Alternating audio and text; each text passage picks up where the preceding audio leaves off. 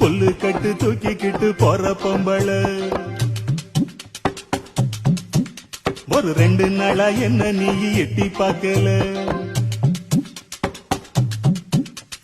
புல்லு கட்டு தூக்கிக்கிட்டு போற பொம்பள ஒரு 2 நாளா என்ன நீ எட்டி பார்க்கல. அட காத்துக்கிட்டு நிக்கிறண்டி தென்னந்தோப்புல என்ன கண்டுக்காம போறைய நீ அந்த வாக்கல.